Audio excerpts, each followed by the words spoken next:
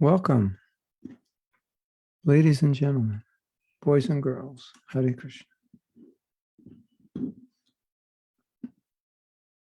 Are we good? You can hear me? Yes, okay. Yes, we can hear you, Gurudev. So we've been reading about Prahlad Maharaj, his instructions. He's 5 years old and he's giving instructions like he's a wise, learned sage, an old man with much experience in the world because he learned from in the womb. So, and the instructions, some of them are quite heavy, so fasten your seatbelts. The Guru is speaking, and when he speaks, his words are powerful. So you're going to get some powerful words. You may want to run out of the room when you hear them, but the nature of the truth is sometimes it hurts before it heals, like pulling a tooth. Anyway, having said that, you are now prepared. Hare Krishna.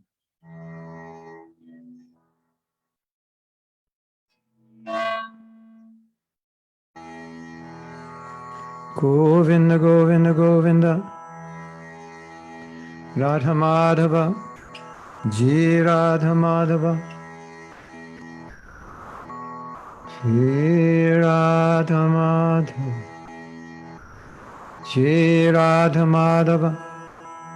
Okay, now we're in the temple. Can you hear? I just went into the temple room. Can you hear? Radha Madhava. We're now in the temple.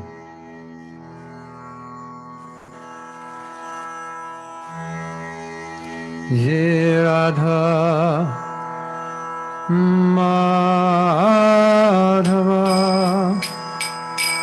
Kunja Vihari Ji Radha Madhava Kunja Vihari Jai Radha Madhava Kunja Vihari Gopijana Vallabha Giridharadhari Gopijana Vallabha Giridharadhari Yashodhanandana Vrajajana Ranjana Yashodhanandana Vrajajana Ranjana Yashodhanandana Vrajajana Ranjana Jamana Tira Panachari Jamana Tira Banachari Jamuna Tira Banachari Radha Madhava Kunja Vihari Radha Madhava Kunja Vihari Radha Madhava Kunja Vihari Jai Radha Madhava Kunja Vihari Sri Radha Madhava Ki Jai Grantaraj Srimad Bhagavatam Ki Jai Nitai Go Premanandi Hari Hari Bo. So we left off on verse 46 of the 9th chapter of the 7th canto. Is that correct? 7:9:46. If I will bring it up. You could also bring it up on your computers if you want, but we will share. I will share the screen. This is Prahlad Maharaj These are, what's this chapter entitled? Prahlad pacifies Lord Narsimhadev. So he's pacifying Lord Narsimhadev with philosophy. That's kind of interesting, isn't it? He's speaking the philosophy. Lord Narsimhadev is happy to hear it. This is deep philosophy. Whoops.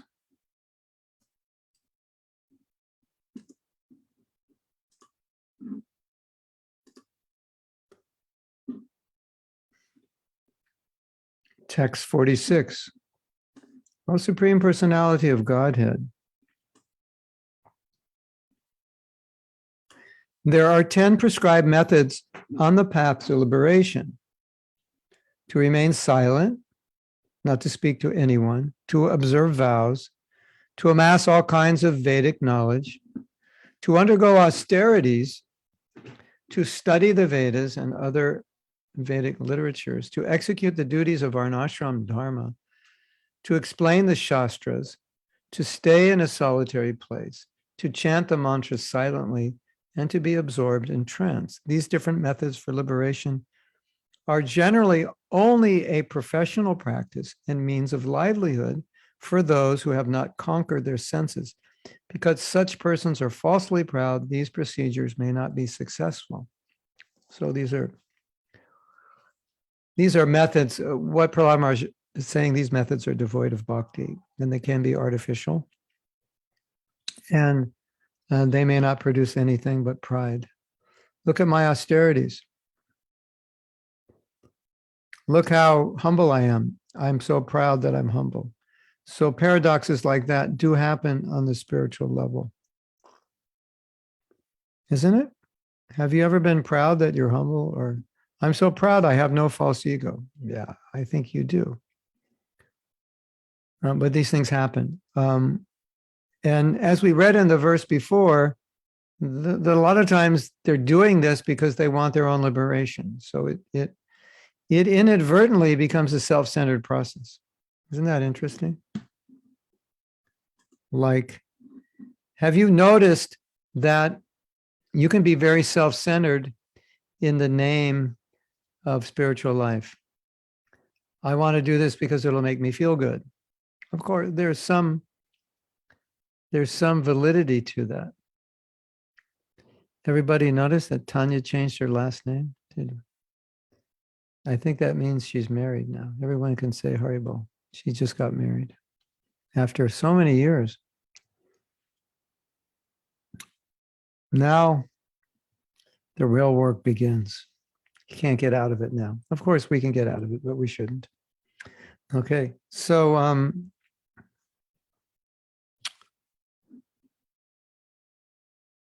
when Tanya gets initiated, can you imagine what her name's going to be? It's so hard to choose her name, right? We have a god sister with that name. It's just there's 2 letters in front of it. But she was given that name by Prabhupada. So you're 3/4 of the way there. Hare Krishna.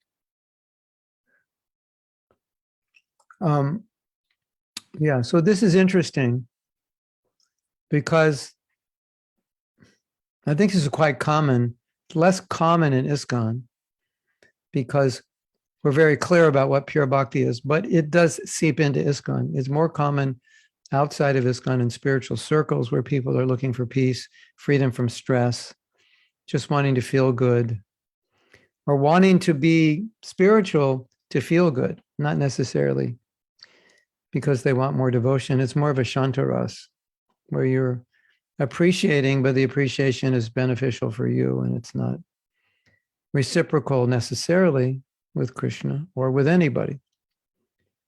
But I think it's worth discussing for a moment, how could this enter into Krishna consciousness?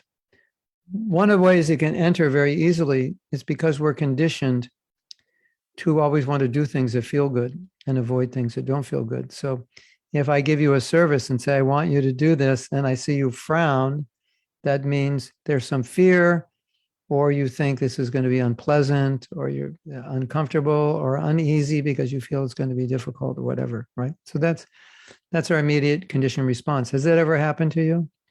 Even with your japa, oh, I don't want to do this. I don't feel like it.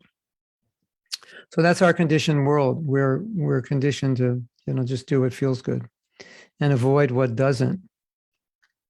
Now, if you look at the prayers of the acharyas, they're quite the opposite. And specifically, if we look at the gopis, totally the opposite. Like how I feel, it's not what really makes me happy. It's how Krishna feels.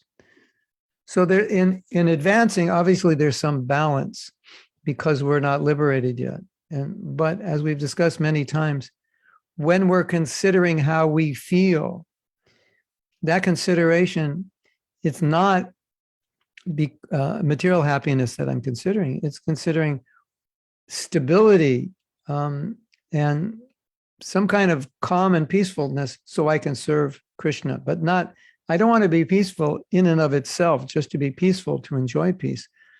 But in the Krishna book, there's a line where Prabhupada says, or it may be Balaram who's speaking, if one is not peaceful, they can't practice Krishna consciousness. But when someone came to Prabhupada and said, and Prabhupada asked him, what is the goal of your meditation? And they said, peace. Prabhupada said, what is this peace? He put it down like that. The goal of Krishna consciousness is not peace, but peace is a byproduct, but peace is also a tool, because nasochiti nakangshiti, you can't be caught in duality, up and down. If you're always lamenting for things you don't have, how can you be focused on bhakti? So when we talk about peace, we're talking about samadukam, sukham, dhiram, being equal in happiness and distress, like that, being free from duality. So if a devotee says, I need to be more peaceful, or I need to go to the forest to chant my rounds, not because I want peace, but I need peace to execute my bhakti, right? Something like that. So we have to, we should understand that. And we should also understand that the desire to enjoy is so deeply rooted within our heart that it can come up anywhere in Krishna consciousness. I enjoyed that kirtan. I enjoyed that prasadam. I enjoyed that class. There is enjoyment in Krishna consciousness. And Prabhupada even used that word. Once we had a Govardhan Puja festival. The president wrote to Prabhupada and told him about the festival. And Prabhupada said, I hope you enjoyed the festival. So is it okay to enjoy? It's okay to enjoy anything that Krishna has enjoyed. Then there's no problem. You can enjoy kirtan if it's offered for Krishna's enjoyment. You can enjoy prasadam because it's offered for Krishna's enjoyment. Correct?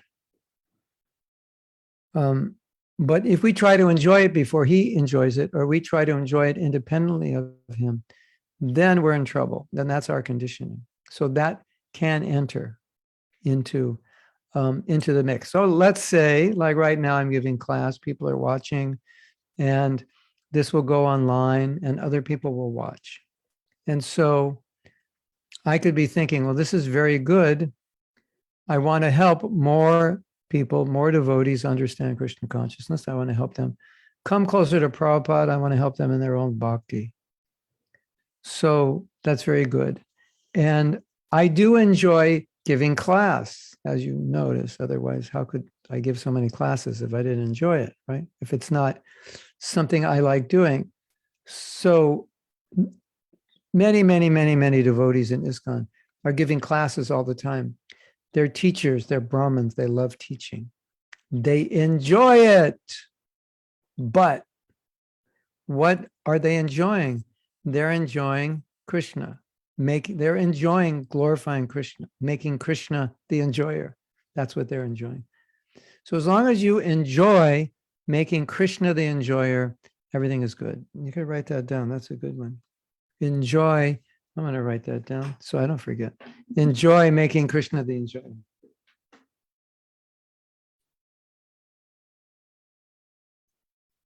Then you're safe.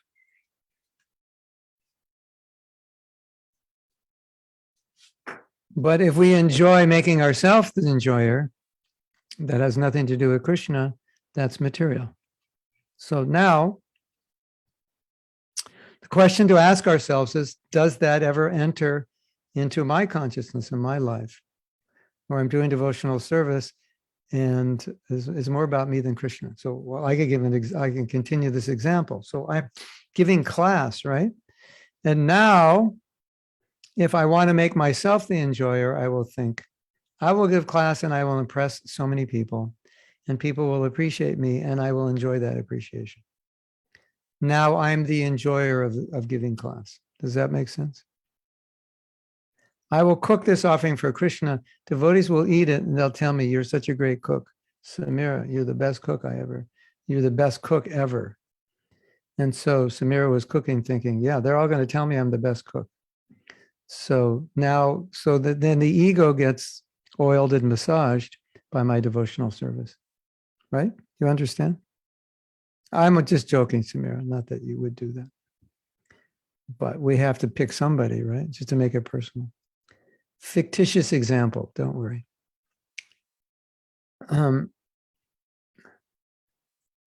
So now you can look at any devotional service you're doing and you can be thinking, am I doing this to give Krishna pleasure, or am I doing this to massage my false ego or to in some way get pleasure? And then you check in and then you work on it. Does that make sense? So that way, even though I'm engaged in devotional service, the spirit of enjoyment can be there.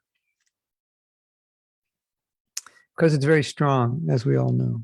That's like, it just dominates our consciousness. As you progress in devotional service, you won't have a problem with that anymore. You will be focused on pleasing Krishna. And anything that doesn't please Krishna will be painful for you. So the problem now is we can actually enjoy something that doesn't please Krishna. That's the disease. Right? Can you enjoy something that doesn't please Krishna? Have you ever enjoyed something that doesn't please Krishna? Yeah, of course. That's the problem.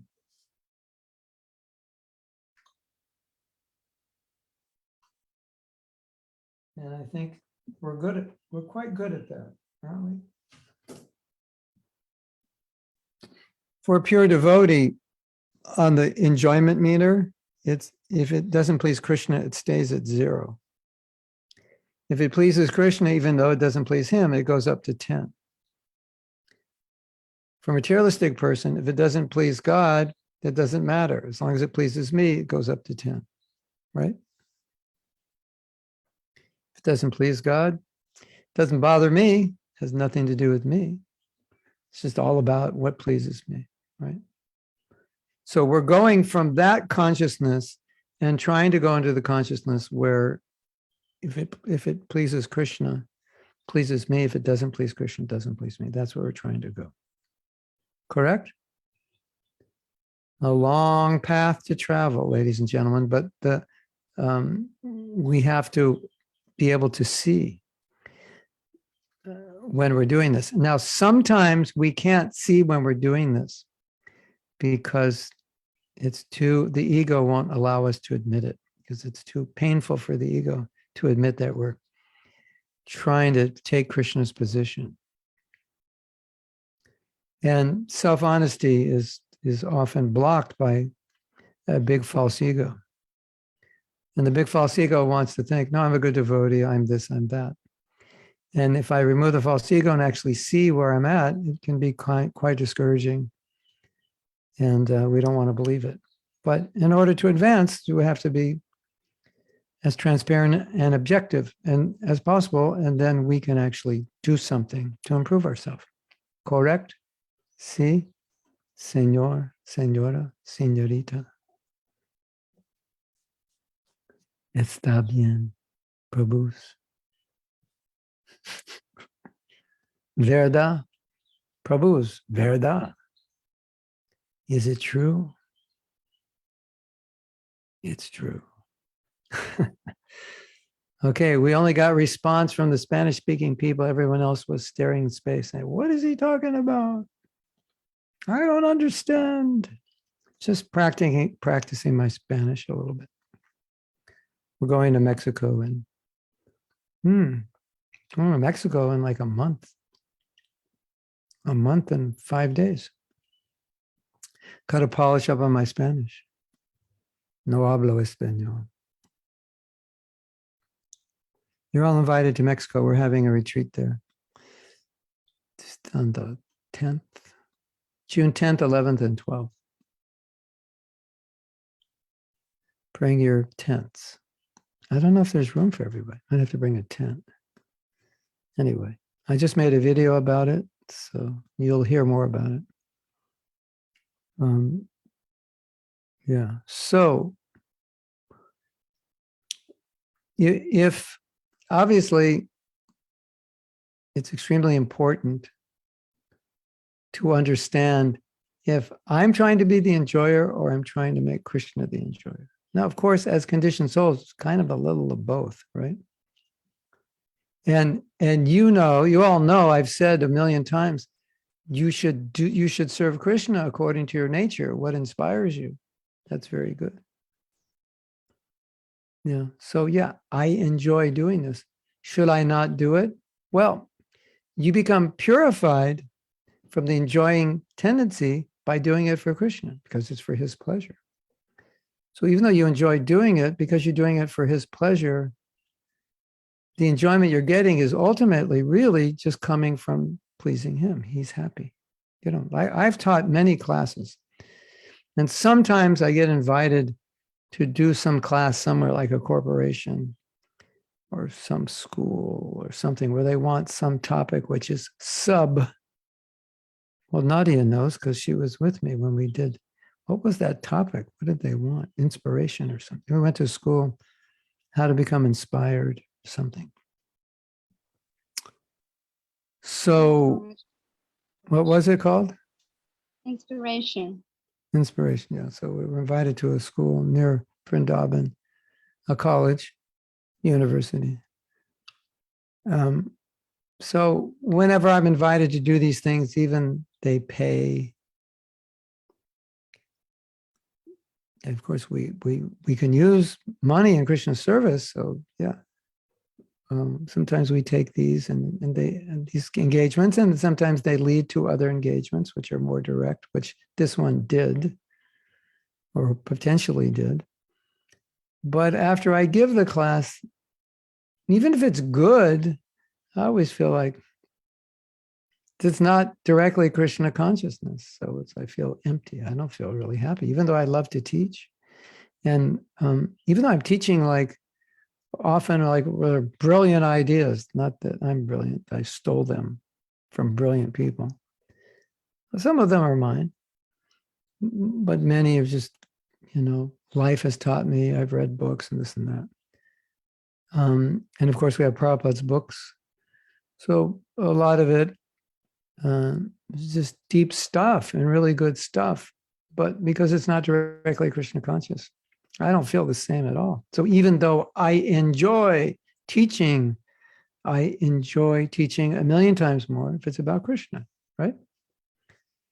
So when you use your nature to do what you enjoy, it actually purifies you. So I don't really like teaching anything else, even though I like teaching, or Mahatma Prabhu, could you sing that Beatles song? Why would I want to sing the Beatles song? Quick, because you like to sing. Yeah, I like to sing, but not Beatles songs. Well, a few Beatles songs are Krishna conscious. Some of them are, right?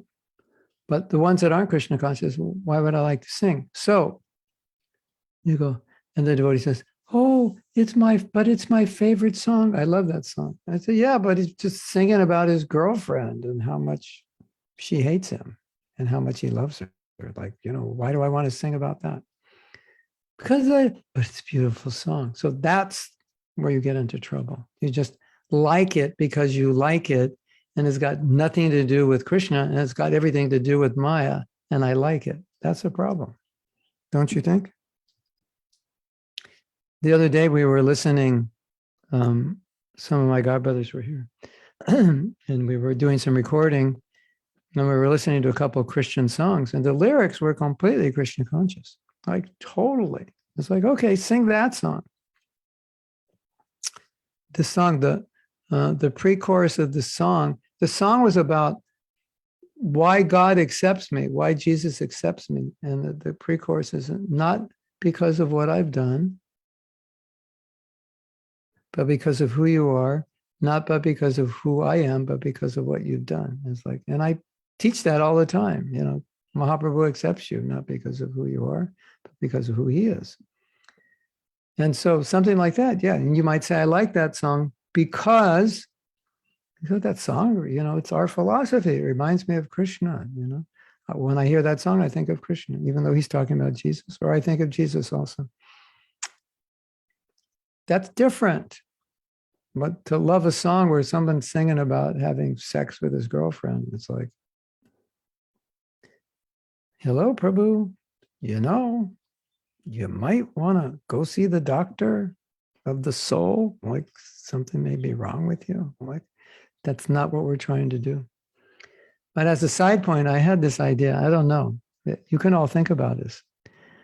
Maybe Gaurapriya will like this idea. Maybe you could pull it off in Chile, in Ananda Sham. Well, I don't know what you think about this idea, but this song was completely Krishna conscious, like totally. It was done by a Christian band. And it's one of the lines is, I am yours. Oh yeah, the song begins like, how great you are that you would care about me, and I'm nothing. And it says, I'm here today, gone tomorrow, like a vapor in the wind. Like, it's like, why? You're the one who created this world and you care about me. Like, it's amazing. And then he goes into that, not because of what I've done, but because of you are. And it's like you can just, think of Mahaprabhu or your spiritual master or Prabhupada. It's perfect. So then I was thinking, I was telling Havi, it said, in my experience, in the world of Christian music, it's very relatable to people of any religion. There's one song about the holy name. Blessed be the holy name of the Lord. Blessed be your name. So, blessed be the name. Blessed be your holy name. Something like that. It's very, you can just, it's Harinam. It's the Harinam song, right? So then I was thinking, wouldn't it be interesting if we did a concert? It was a spiritual concert. And you have to do songs in English. And you have to give like the words will be up there. And everyone in the audience is being asked to sing every song. And they're not even going to tell you what faith. I mean, sometimes you can tell by the way they dress, but or we say, don't dress in a way that anybody knows what faith you are. Just sing your songs. And at the end of the concert, we'll tell everybody what faith each band was, because basically every band's going to be saying the same thing in their songs, right? You know that song by Gauravani, 26 years of doing it my way, that surrender, surrender. It's like Christians, Muslims, everybody can relate to it. So it's when they preach, it's like this. They're all up against one another when they preach, but when they sing, it's all the same because it's on the emotional level, not the right or wrong philosophical level. So I thought that would really be interesting, wouldn't it? To have a spiritual music festival, everything sung in English, and bands of every tradition and religion will sing their song. And I think everybody will like everyone else's music. Okay, Gaurapriya organized that in Chile. That'll be the first place to do it, right? What do you think? Going to do it in Croatia? One in Gainesville? One in Mexico? One in India? Where else are we from? One in Mayapur? Well, that wouldn't work. Anyway, Ryan's going to do it in Austin, right? Anyway, it's just I just throw out ideas and then I forget about them. But you may remember them.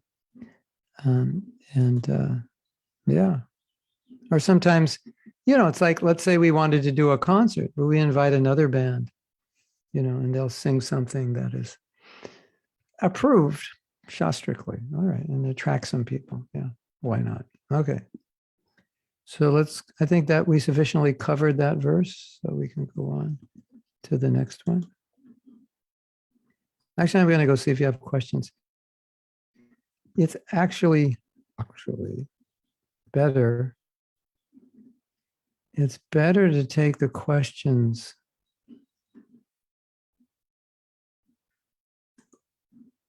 It's better to take the questions while they come because it's relevant to the verse. So I'm going to do that today. Okay.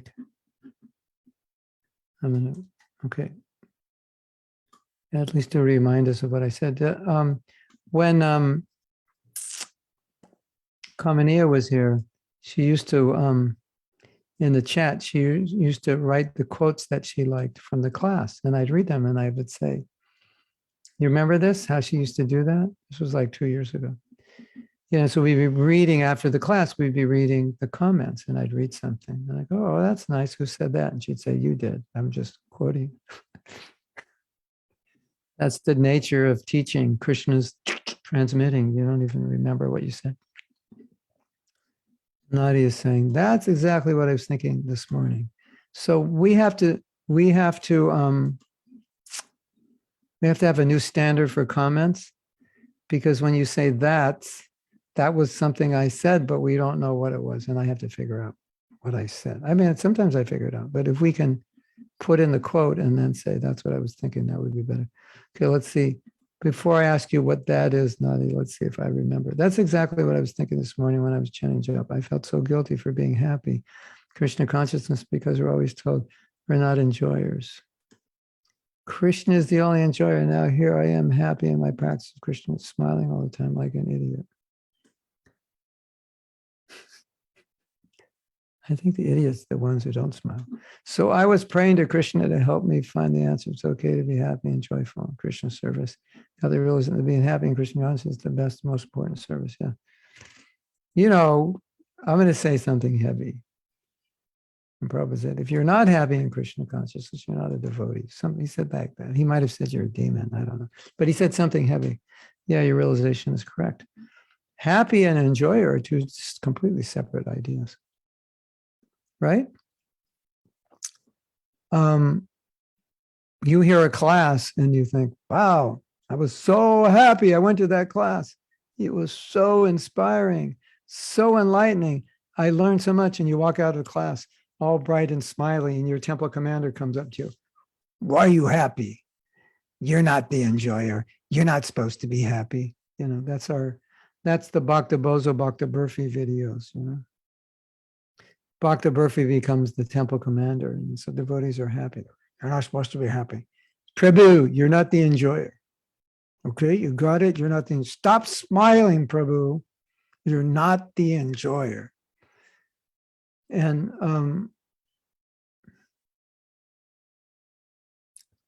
well, Bhakta Burfi and Bhakta Bozo, but we're also thinking about the Simpsons become devotees. I think it's more appropriate because they kind of like, they don't really get it, you know?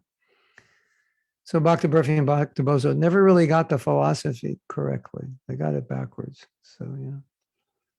The Simpsons become Hare Krishnas. Prabhu, wake me up when I finish my rounds. That, you know, that's part of it, you know. So Prabhupada was very happy when he saw the devotees happy because we're not the enjoyers. Krishna's the enjoyer. And if you're trying to be the enjoyer, how can you be happy anyway? It doesn't work. So yeah, okay, Nadi, here it is. Don't be happy like an idiot. Be happy like a devotee. That's it. Okay. Yeah. Happy like an idiot is tamagun. You're so you've blinded out the material world. You've numbed yourself so much that you're like an idiot. You're happy. You're lying in the gutter drunk. Oh, I'm happy. Be happy like a devotee, not like an idiot. That's it. Got it? And if you're not happy, something is wrong with your bhakti. If you're happy, you are enlightened. Happiness is the sign of it, being a devotee. He's always jolly, always happy. Yeah. But he's not the enjoyer. And the reason we're happy is because we're not the enjoyer. That's why we're happy. As long as you enjoy making Krishna an enjoyer, everything is good. And you will be happy. That's it. Okay, Gaura Priya is going to organize the concert. It starts tomorrow.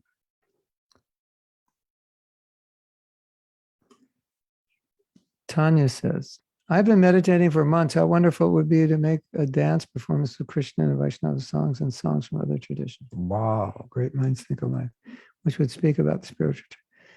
Yeah, it's amazing. It's amazing how divisive religious preachers are, but how unifying the music is. Because the music is just between the devotee and God, but the preaching is about how bad everybody is and how wrong they are and how stupid they are. Isn't it a bit like that? But the music is just me and God, so who can argue with that? We heard another song by accident. And it was about, like, what's it going to be like when I meet Jesus? Like when I go back to God, what it's going to be like? You know, like it's called I Can Only Imagine. You know, it's like we could have our own version. I can only imagine what it'll be like when I go back to Braj and I meet Krishna and with the cows and the gopis. I can only imagine, and how you'll take me by the hand and we'll go herd the cows and we'll play together like that. I can only imagine what it'll be. Yeah, it was like, wow, what a song. Ridhi says, sometimes when we do some services that we may get praise from senior devotees. This is an impure motivation, but sometimes the praise can be encouragement to do more service. Yes. That's how we know the devotees are happy with us. Yes. When they say so. How can we reconcile this? Well, praise, pride is interesting, right? So, Ridhi, nothing in the world can make someone proud who's not proud. It's not possible. Or who doesn't want to be proud. And anything can make a proud person more proud, even if it's insignificant. Correct? Have you seen that? You know, it's like, you know, oh, really, that sweatshirt. I love that blue. All day you feel good. I made the right choice. I got a blue sweatshirt. Oh, so good. I'm so artistic, you know. Nobody has a blue like this. And everyone's thinking, how could you become proud of a blue sweatshirt? It's impossible. But if you have that strong need to be honored, yeah, then anything, right? And you might become the president of the United States and all the Vaishnavas will praise you. And you just go, that's Prabhupada's mercy. You know, it's just somehow or other, they empowered me. And nothing. So what you said is perfectly correct. That the seniors will praise us to encourage us. If we become proud, that's our problem. They didn't do anything wrong. The pride is our problem. But they're praising us to encourage us. Continue. I'm very happy with what you're doing. That should encourage us. If it turns into pride, then we have to reflect, okay, I have pride hunger. I have pride appetite. And anything, I'm so hungry, I'll eat anything. You ever been like that? Pride appetite? Just feed me anything, I'll eat it, right? Whereas if you don't have pride appetite, then people give you praise and you go, thank you, but it's not, I'm full, I don't need it. You know, it doesn't bother you. So that's really how to process it, to look at it. And if you're becoming proud because of being praised or honored, it means your pride appetite is too strong, right? And you need the appetite for humility. So if your appetite for humility is strong, no problem. And when your praise is automatically, it's just Krishna's mercy, you know, it's your mercy, you've encouraged me, you know, the Sangha of devotees, only by their association have I been able to do this. That's how you'll process it.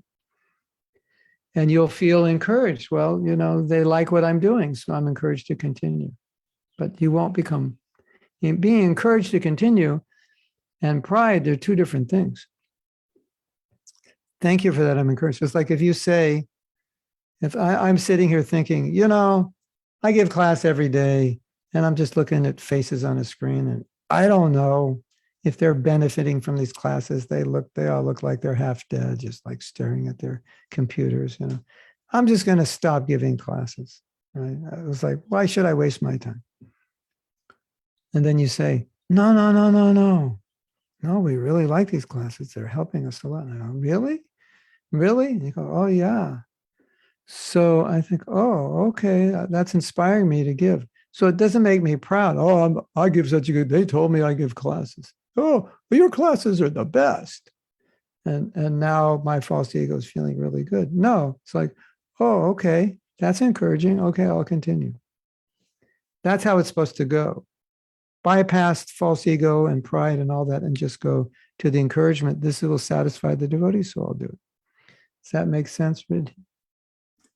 Yeah, that's what it's about. So if any, Prabhus, don't praise me because when you praise me, I become proud. Well, whose fault is that? The Prabhu praising or you? There's only two answers for it. And one of the answers is not the Prabhu praising. So the only answer left is you, right? You aren't able to digest it. So we have to learn how to digest it. If I praise you, then that's the perfection of my speech to praise a devotee. So it's not my fault. I'm just doing what devotees do. I'm praising, right? That's what I should, Prabhu, thank you. Your service is wonderful. I appreciate it. No, don't say that. I'll become puffed up. Well, the funny thing is, when you ever said that, don't say that, I'll become puffed up. My answer is, Prabhu, it's too late to become, because you wouldn't have said that if it wasn't already there. It's like, not that you will become puffed. No. And if you're not puffed up, then that kind of praise will only just be encouragement. Correct? You agree? Does anybody not agree? Raise your hand. And we'll shoot you. No, only kidding. We won't shoot you. We don't even step on ants. Why would we shoot you? But I actually like it if you don't agree, because then we can have more discussions, debate different sides of it. Well, what about this? What about this idea? These are my realizations. This is my realization that, there's a saying, if you have a hammer, everything looks like a nail. So, if we're desperately in need of praise, then everything is going to be praise. We're going to just take it all that way. Oh, Prabhu, thanks for opening the door. Yeah, I'm the best door opener. There's no door opener like me. Don't forget it. It's just everything will upgrade the false ego on the. So where's your false ego on a scale of 0 to 10? Well, it was at 0, Prabhu, until you praised me. I don't think so. It was at 0. I think it was already at 10. I just made you realize it. Hare Krishna. Okay. Sometimes we have to be funny, because if we're not funny, you'll all become depressed about what I'm saying, because it's so true and it's so depressing. And who wants to think about it, right? Actually, one interesting thing, when Prabhupada was with us, it's not that we didn't have all these problems. We're conditioned souls, we had them. But Krishna consciousness was so expanding so quickly and so exciting. Classes were amazing, kirtans were amazing, prasadams, and everything was amazing. So we didn't become depressed by these things. This was just reality. It's just what we're dealing with. So it's really not depressing in and of itself, because you have Krishna consciousness. It'd be depressing if you didn't have it, right? So we just dealt with it. Okay, Samira says, I experienced that I made myself worth depending on the amount of seva I did, feeling shame and guilt and thinking by doing a lot of seva, I purify myself, but instead I just burned out. That didn't support my relationship to the Lord. That's a good point. And I didn't gain any self-confidence. Yeah.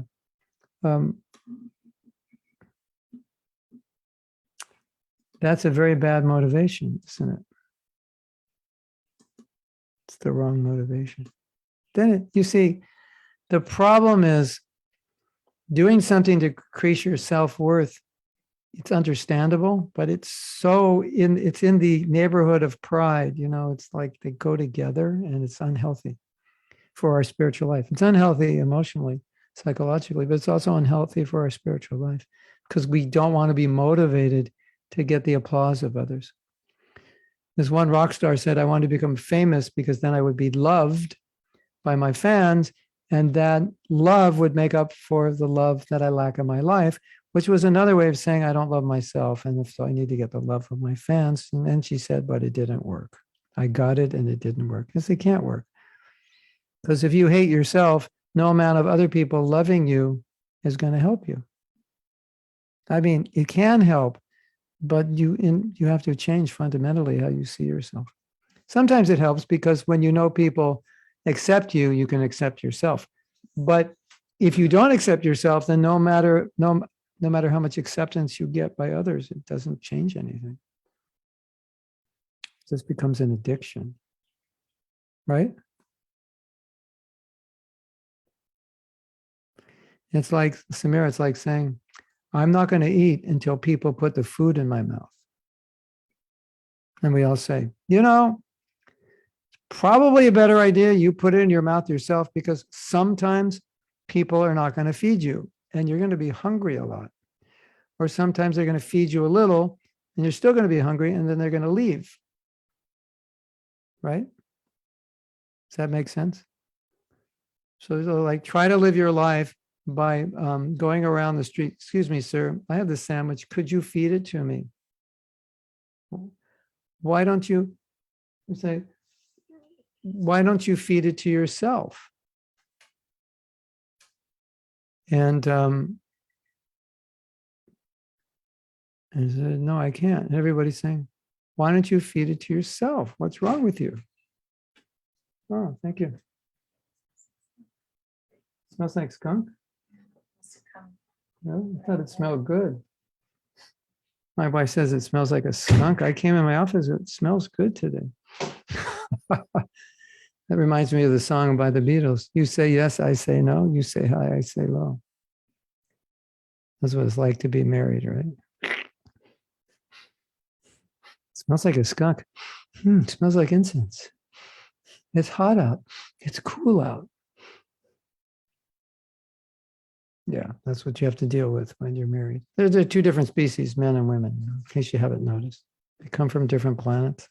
And they try to live together in one building. Oh my God. Requires a whole PhD in understanding one another. So I think this is a good example, don't you? Having people feed you instead of eating yourself. What do you think, Samir? Good example? You understand the example?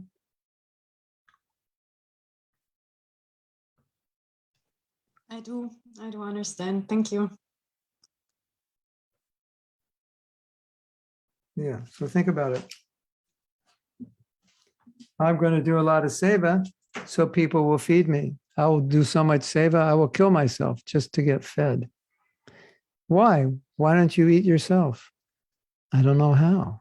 I don't know how to eat myself. What's that all about?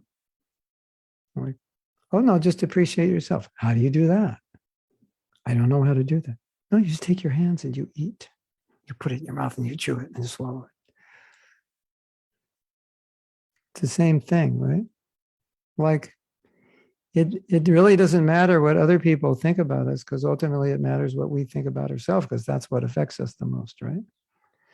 So if I do service and I think, well, I'm sincere and I'm trying my best and I'm satisfied, then that's it. Doesn't matter if people are not satisfied or satisfied. It just matters what you are. And if you can't be satisfied unless they're satisfied, then not everyone's going to be satisfied, and that will be a problem, right?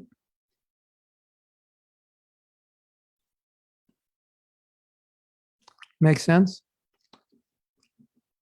Of course, your next question is, how do I do that? To which my famous answer is, just do it.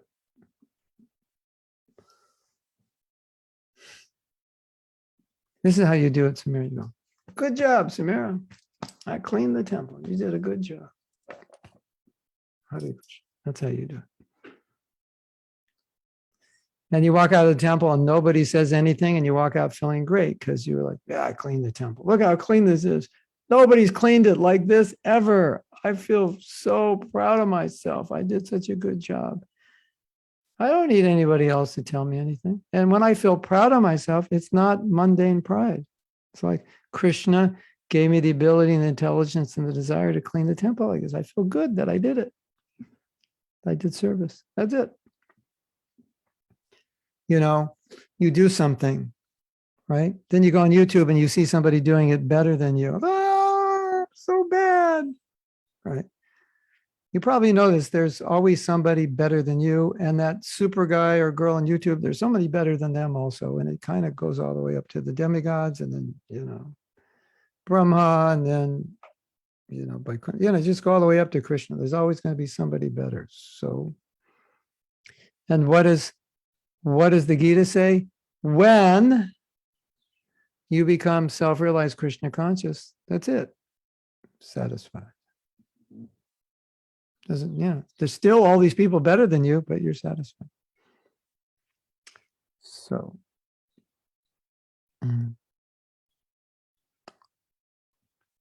makes sense?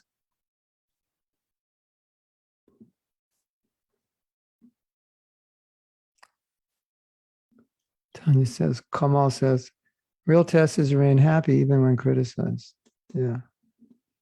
Like Prahlad Maharaj. He was beyond happy, Kamal. He was like compassionate to his father, even though his father was criticizing him and trying to kill him. It's like, yeah, you can try to kill me, but you should go to the forest and renounce everything, because that'll be good for you. So beyond even being worried about criticism, he was worried about his father's spiritual life. So instead of worrying about the praises of others, why don't we worry about the spiritual life of others? Wouldn't that be better? What do you think? Right. And there it is from Nadia, the plain truth, which I've said a million times. If you don't accept yourself, no one else will. But the sad truth is when you don't accept yourself, you attract other people who don't accept you. So ladies and gentlemen, if there's someone in your life who's constantly criticizing you, maybe, just maybe, I'm only saying you can see this is true. Maybe it's because you don't accept yourself, and that's kind of what you magnetically bring into your life. Other people who are going to tell you something's wrong with you because that's how you think. And maybe, just maybe, when you change the way you think, those other people will also change the way they think, or they'll somehow or other find someone else to minimize other than you. Just maybe. It does happen. I've read many stories about this. It can happen like that. Isn't that interesting? And also, if you hate yourself, you might just find somebody you can hate, because it's better. It's easier to hate them, or it feels better to hate them than to hate yourself, doesn't it? Like if I have a problem and I deny it and I say, Riddhi has the problem, so I'm pointing out all these problems in her, which are actually my problems, then I don't have to deal with my problems, and I don't feel bad about my problems, because I can just use her as a scapegoat. So that's quite common, isn't it? And the funny thing about it is everybody can see it except the person doing it. Oh, he saw this and he saw that. No, I'm not. What are you talking about? I never do that. And there's like 10 million people saying, no, you do it. I never do it. I've never done it. What are you talking about? Everybody sees it except the person. Hare Krishna. Isn't the material world a great place? Aren't you happy you came here? So much fun down here. Yeah, so interesting, right? Talk about all the crazy things people do and how much we're suffering. You know, I can't think of anything I'd rather do than just hang out here and talk about this stuff. Hare Krishna. You know, when I talk about these things, it makes me think. Material attachment is stupid. Like, why would anybody want to be attached to a world which encompasses all this kind of emotional, mental, psychological trouble? What to speak of physical? It just doesn't make any sense. Does it? And I always find it helpful to think that way because it helps us become detached. Okay, Rudy says, can you have low self-esteem and pride at the same time? Yeah, that's why people have pride, because they have low self-esteem. And they need people to praise them to raise their level of low self-esteem from 0 to 5 instead of doing it themselves. And when they don't do it themselves, they need other people to feed them. That's where it comes from. Did you know, Riddhi, this is your lesson in Psychology 101, Psychology 108. Here it is. Arrogance is the opposite pole of low self-esteem. When you have low self-esteem, many people with low self-esteem, they come off as arrogant, but nobody thinks they have low self-esteem because they're so self-assured. I'm smartest. Nobody's as smart as me. I did an excellent job. Actually, I was the best ever that ever did this. That arrogance is a sign a person has complete lack of self-confidence. Because do self-confident people go around telling the world that I'm the best? They don't. They're always the most self-confident people are the most self-effacing. They don't tell people how great they are. Do you know in some countries, I won't mention which ones, but in some countries, when you get money, you know what you do?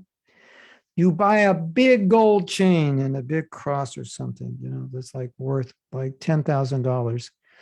And you strut around, just hanging out like a rapper, or, you don't wear a shirt because everybody can see it. Okay. Ladies and gentlemen, the next time you come to Los Angeles, drive up to Rodeo Drive and walk down the street and tell me, and that's where all the rich people are. At least if they're shopping there, that means they probably live there and they're quite wealthy. Or go in a park in Beverly Hills in that area and tell me, write me a letter and say, did you see anybody wearing big, fat gold chains in that neighborhood? But I can tell you the answer already. It's no. And the only person wearing the big, fat gold chain is not from Beverly Hills and not rich, or they just flew in from another country and they're trying to show people that they're rich.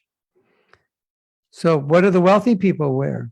Casio watch, So they wear simple. They don't need to show off. It's not, right? So arrogance is a sign of a lack of self-esteem. It's the other. You can manifest it as I'm so bad, or you can manifest it as I'm so great, But it's just different sides of the same thing. You're trying to make up for it. Does that make sense? If I accepted myself, I would accept him. Then wouldn't need anything outside of myself to feed me. Krishna is feeding you. Why would you need anything more? Sangha is feeding you. Prabhupada's books are feeding you. Okay, here's the question to all of you. Why can't we just be okay that there are people who are smarter than us, more beautiful than us, more talented than us, more this or that than us? Why does that have to make us feel like we're nothing? That's a mental disease. And the answer is, it doesn't. You have Krishna, you have the holy name, you have service, you have so many things. Like, why can't you just be satisfied with that? You have so many good qualities. Why are you looking at all the qualities you don't have that you see in other people and becoming depressed? It doesn't make any sense. So that's the question we have to ask ourselves. Why can't you just be like satisfied with who you are? That's the way Krishna made you. And you can take that and do service. And everybody's good at something. And everybody's bad at something. Richard Branson of the Virgin companies, he doesn't know how to read accounts. Multi or million or billionaire running all these businesses, he can't read a spreadsheet for the life of him. Think he goes home at night crying, I'm so stupid, I can't read a spreadsheet. No, he makes tons of money and he hires someone to read it for him and explain it to him. And he's like, that's good. I'd rather they do it than me. This stuff is boring. So what's the problem, right? Ladies and gentlemen, if you have trouble acknowledging what's good about you, that's a problem. In the name of humility. No, I shouldn't acknowledge what's good about me. Well, okay, you have $1 million in the bank. I shouldn't acknowledge that I have $1 million. We're just going to let it sit. We're going to pretend like it's $1 and we'll just let it sit. Is that smart? Prabhu, I heard you had $1 million. No, no, no. I only have $1. Don't say I have $1 million. It's not true, Prabhu. I just only have $1. Are you nutty? We need to build a temple. You have $1 million and you're denying it. Like, what's wrong with you? Just get the money and build the temple. Prabhu, you're a great kirtan leader. No, no, I sing like a frog. I croak like a frog. No, no, no, we're having this concert. People want to hear. No, no, it's not possible. I'm not a good devotee. No, you're the best singer in the universe. Just go out there and sing for Krishna. What's the problem? Does that make sense?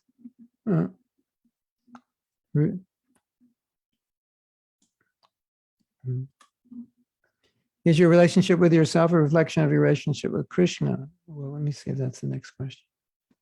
Yeah, it's from Ryan. If I accepted myself, I would accept him, then wouldn't need anything outside of myself. Yes and no, because you can be a good devotee and have some psychological trouble. So sometimes not accepting yourself is more of a psychological than a spiritual problem. So it depends what's causing it. You know what I think? I think a lot of what causes it is social pressure mixed with misunderstanding the philosophy. You mix those two together and you come up with a batch of lack of self-acceptance. The philosophy says you should be a pure devotee. Social pressure says you should be, you're a loser unless you have $1 million and a Ferrari and a mansion and like somewhere. So spiritually, I'm a loser because pure devotional service is light years away. And materially, maybe I have 100,000 or maybe I have 100 and, but I'm not like some multi-billionaire successful rock star, this or that. So you put those two together and then we cook it up and we're like, I don't like myself. That's material. That's what society's doing to us. So you bring that into Krishna. I was already a failure materially to some degree, and failure is relative because you could be very successful and think you're a failure, right? Because you're not number one, you're only number two, so you're a failure. You're a multi-millionaire, but you're not a multi-billionaire loser. You're not up there with those guys, Jeff Bezos and our friend with Tesla and Warren Buffett and those guys. You're not in that league, loser. Yeah, well, I have $100 million, loser. So you can think like that, right? Doesn't make any sense, but there are people who think that way, right? So I'm a loser materially. I come to spiritual life. It's hard. I realize I have so many material desires. I'm a loser spiritually. I don't like myself. Now, I would say it's going to affect your relationship with Krishna, but whether there's a direct connection, I think there's a lot of social psychological factors that play into it as well. Because our society is truly messed up. And it's hard not to be messed up when you live in a messed up place, isn't it? With all that social pressure. And in some countries, it's really bad. Like, if you don't have like 10 titles after your name, people won't even give you the time of day. Isn't it? Some places I've seen. They give you a card and it takes you 14 minutes to read all the titles. Because if it doesn't take that long, they'll just give it back to you and say, loser. Some countries are actually like that, right? And, I've noticed that there are people who are doctors who are authors, and they'll never sign their book, Dr. So-and-so. They'll just use their name. It's like they don't need that. And sometimes, when people always have the doctor in front of it, you wonder, what's the reason? It may be a good reason, it may not be a good reason, but yeah. So why do you need all those titles? Because you need the praise of other people. Why do you need? Because you need to be accepted by other people. You need for them to think you're good. And then you can think you're good and be happy. That's sad. Okay, so you only get to eat when people feed you. That's a weird way to live. I think it's better to feed yourself, don't you? Now, I should get the lyrics to that song. What's the name of that song? Tanya? Who am I? Well, who am I? Okay, hold on. The lyrics are really good. Don't go anywhere, ladies and gentlemen, boys and girls, Prabhus.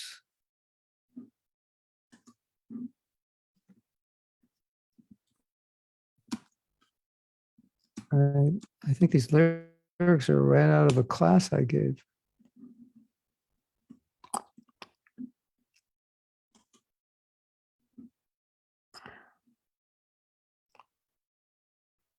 Just now coming. Maybe not just now. Hold on. Okay, I'm going to post the lyrics. We'll share them and I'll read them to you. I know this is not Shastra, but it's going to work. It'll work. Okay, share the screen. Who am I that the Lord of all the earth would care to know my name, would care to feel my hurt? Who am I that the bright and morning star would choose to light the way for my ever-wandering heart? Not because of who I am, not because of what you've done. Excuse me, not because of who I am, but because of what you've done, not because of what I've done, but because of you, who you are. I am a flower, quickly fading here today and gone tomorrow, a wave tossed in the ocean, a vapor in the wind. Still, you hear me when I'm calling. Lord, you catch me when I'm falling. You've told me who I am yours. So this song is about Krishna accepting, although we don't see any reason why he would. Who am I that the eyes that see my sin will look on me with love and watch me rise again? Who am I that the voice that calmed the sea would call out through the rain and calm the storm in me? Not because of who I am, but because of what you've done, not because of what I've done, but because of you, who you are. I am a flower quickly fading here today and gone tomorrow, a wave tossed in the ocean, a vapor in the wind. Still, you hear me when I'm calling. Lord, you catch me when I'm falling. You've told me who I am. I am yours. Not because of who I am, but because of what you've done, not because of what I've done, but because of who you are. I'm a flower quickly fading here today, gone tomorrow. A wave tossed in the ocean, a vapor in the wind. Still you hear me calling. When I'm calling, Lord, you catch me when I'm falling. You've told me who I am yours. That's the stage of bhava, I am yours. And the stage of prema is you are mine. That's a higher. He's not on prema yet. I'm yours, I'm all yours. Whom shall I fear? Whom shall I fear? Because I'm yours, I'm yours. So does that answer your questions, this song? This, if you want to hear it, this is the name of the song, Who I Am. And the group is Casting Crowns. And so I really like that song because it addresses this point that we're discussing. Yeah, awesome. So I think a lot of these problems, aside from the social pressure, they're coming from wrong way of thinking about Krishna and Krishna consciousness. Like, if I don't accept myself, do I not accept Krishna? You could say that, but you can turn it around the other way and just say, Krishna accepts you, so it's okay to accept yourself as you are. And the other thing to realize is if we don't do that, I don't think there's ever a time when we will fully accept ourselves as we are, because we'll always see defects, right?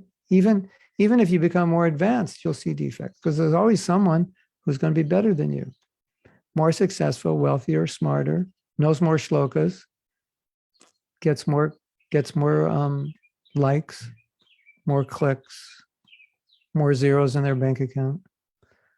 So, you know, one of my meditations on this, when we've talked about criticism, and I would think a lot about criticism because it's so pervasive and it's so destructive. And I'm so desirous of helping devotees overcome it because it's so easy to do.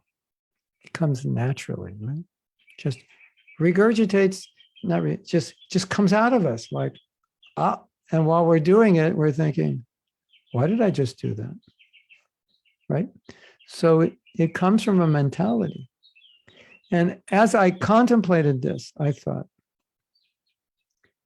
would a person who's really satisfied within themselves with who they are as Krishna's servant in under the shelter of Srila Prabhupada, who has the holy name, who has seva, whatever little insignificant seva they have, but they still have seva to the Supreme Personality of Godhead.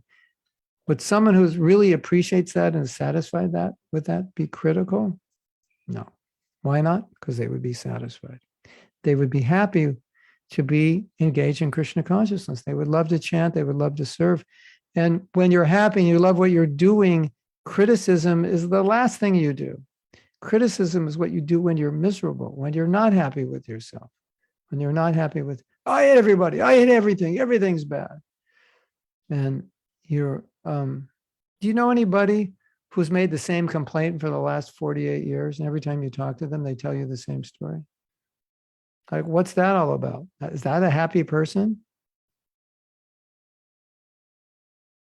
And what do happy people do when something bad happens? Like, whatever, they just go forward, right? They don't hold on to it. Because if they do, it's going to disrupt their happiness. And they're just okay the way they are without having to add that extra baggage. So they just let it go. It doesn't help, right? So I think that's important. So if I'm happy, I'm okay in my own skin, even when I'm not okay in my own skin, because I know I'm a work in progress. And I know this is just part of the progress. And I know I can be better. And as long as I'm being better, I'm happy, right? Isn't it? If you're better this year than you were last year and you're not happy, that's not right. And then it just becomes all relative comparisons. So maybe you grew up being compared to the neighbor next door or your brother or sister, and that's why you do it. But it's very unhealthy. Just compare yourself to yourself. Where were you last year? Where were you 5 years? Can you be better than that? That kind of comparison generally doesn't have negative side effects, right?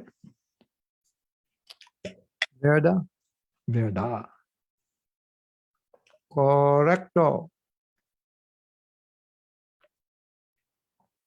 Pravda. C'est vrai. Acha. Acha hai. Tik. Tik. Some languages, in Hindi, it's tik. I think in Polish, it's tak. Tak. Some other languages, tak. Tak. Tik-tock. Oh, TikTok. That sounds familiar. Hare Krishna. Sometimes I spontaneously and naturally become funny when the topics become heavy, because I know that's the only way to get the medicine down. Otherwise, you'll never come to another class again. As you always say, happy people don't criticize. And unhappy people, that's all they do. You know that kind of person. And you go up to them and you say, what's wrong? It's a beautiful day. The sun is shining. Yeah, but it's going to rain tomorrow. So some people are like that. But in Indian language, head move means yes. And no or agree means, yeah. Do you agree? That means no. Do you agree? Yes. Once the devotees came to, did Harinam. It's like the first Harinam in California, in San Francisco. And they went from the temple to Prabhupada's room. And Prabhupada was looking out the window and he went like this, which in America means when you want to get rid of someone, you go like that. So, however you start, it looks like, it's like chant Rama, Rama, Rama, chant Mara, Mara, Mara, Mara, Mara, Mara, it becomes Rama, Rama. And they all left. They're like totally discouraged. And the Prabhupada servant had to go get them. He goes, no, he was calling you to come. But we do it like this, come. We don't do come like this. We go like this, come like that. Acha. So, that's the problem with different cultures, why we misunderstand one another. Okay. That was a long commentary on one shloka. But we went really fast when we started, and we have another 7 days, don't we? Or more. It's on the 15th or something? 14th. So we have a while. We have 10 more days of classes, so I slowed it down a bit. So let's go back. We have time for another verse. Or as they say in India, another verse. It's not the verse, the worst. No, it's a verse, not a worse. Languages are funny, aren't they?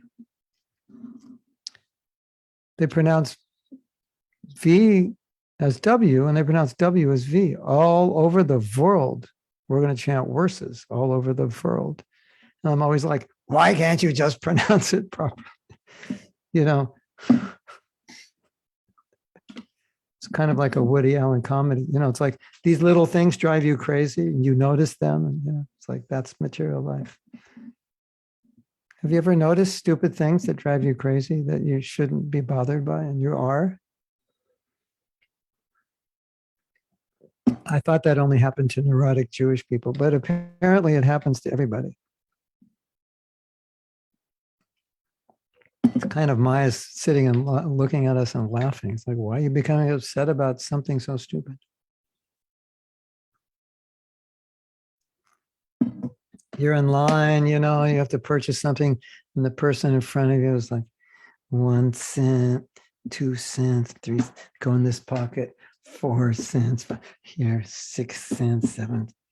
I only have 7 cents and it's 11 cents. You have 3 or 4 cents you can give me. And it takes like 3 hours for them to check out. You're like, ugh. So in times like these, ladies and gentlemen, it's really up to you how you react, because you can drive yourself crazy. It's not the person giving out a penny at a time that's driving you crazy. It's you driving yourself crazy by watching that person do that. That's the real truth, right? Yes? Don't forget it. Okay, so let's go back and read one more verse. Hare Krishna. The truth is funny. Why are they calling me? I don't deserve it. Is it emergency? Oh, must be important. My wife is calling. Hare Krishna. What Hey, happened? Hey. No, I'm fine, but I'm at the doctor's and the nurse It's an accident. says the Okay. doctor has the same So- thing you have. Verse 47. You can see, did I share the screen? Yes, okay. By authorized Vedic knowledge, one can see that the forms of cause and effect in the cosmic manifestation belong to the Supreme Personality of Godhead. For the cosmic manifestation is his energy. Both cause and effect are nothing but energies of the Lord. Therefore, O my Lord, just as a wise man, by considering cause and effect, can see how fire pervades wood, those engaged in devotional service understand how you are both the cause and effect. Like, fire is everywhere and would potentially. Krishna is everywhere. So he's saying that you're everything and everywhere, although not personally, although the pure devotee will see Krishna in every atom and every heart. But for the general populace, we can see that everything exists because of Krishna's energy, and everything comes from Krishna. So like sunshine, it comes from the sun, and sunshine is everywhere. And just as sunshine is everywhere, Krishna's energy is everywhere. And if Krishna weren't everywhere, nothing would happen. So that's the view of a devotee. Let's go to the next verse. O Supreme Lord, you are actually the air, the earth, fire, sky, and water. As they say in some streets of England, wa'a. You are actually the air, the earth, fire, sky, and wa'a. Which, if you said that in America, nobody would know what you're talking about. At least you have to say water. Then we would know. But wa'a, English language has been corrupted by you Brits. How dare you? You are the objects of sense perception, the life airs, the five senses, the mind, consciousness, false ego. Indeed, you are everything subtle and gross. The material elements in anything expressed either by words or by the mind are nothing but you. So he's just saying everything is you because you created it. You're in it. You're in every atom. It's all your energy. People say, there is no God. I don't see him. And we say, how could you not see him? He's everywhere.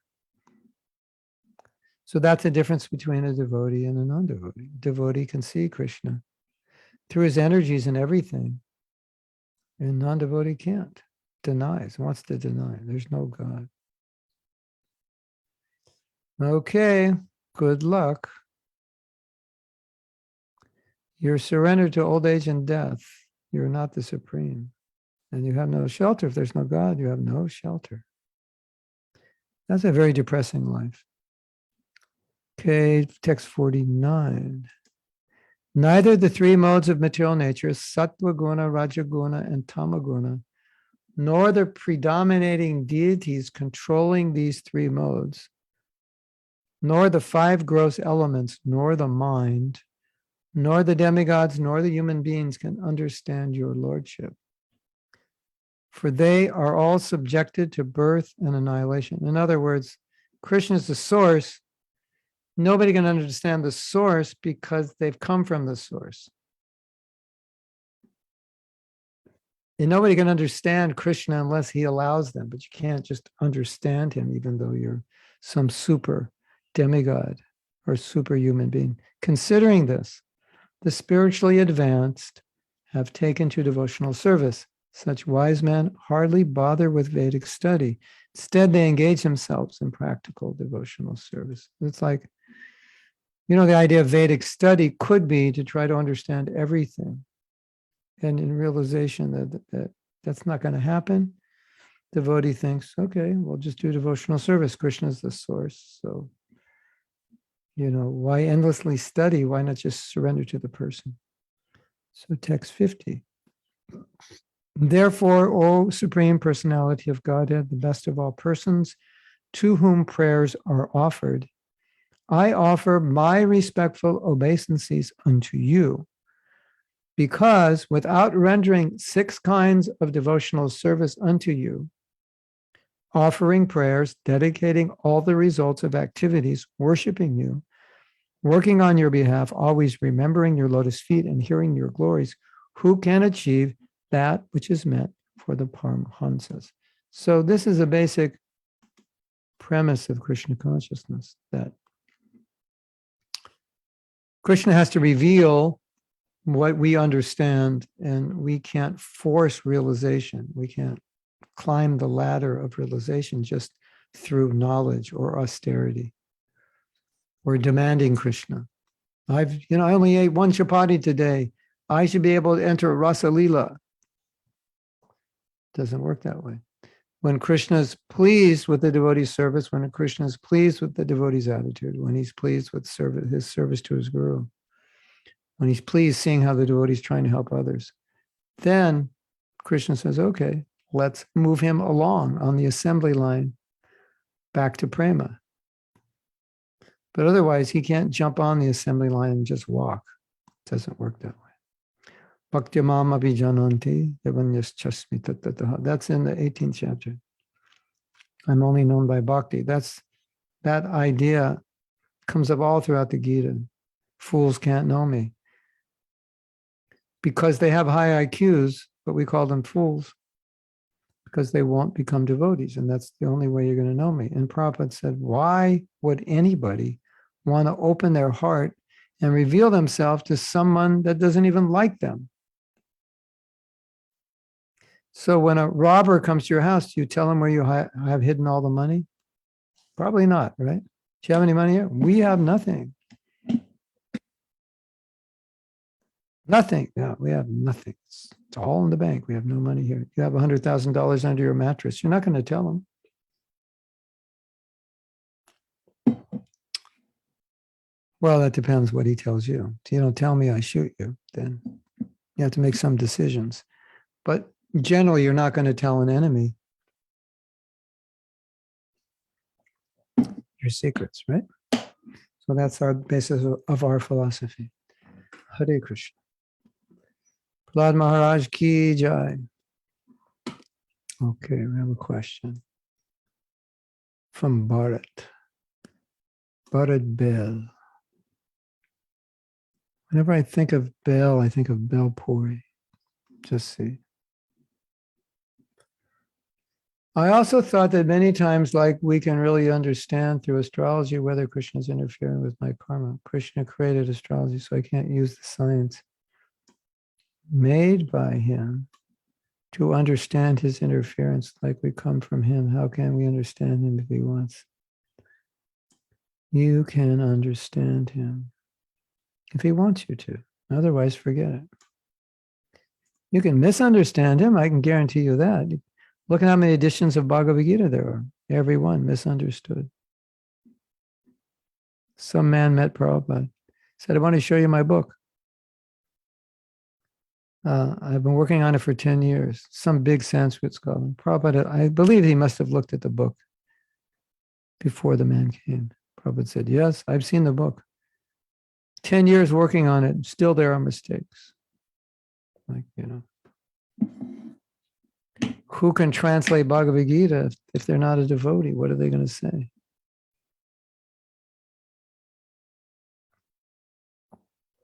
It should be made. When I become the president of the universe, it will be illegal to comment on Bhagavad Gita if you're not a pure devotee. And if you try, you'll be put in prison.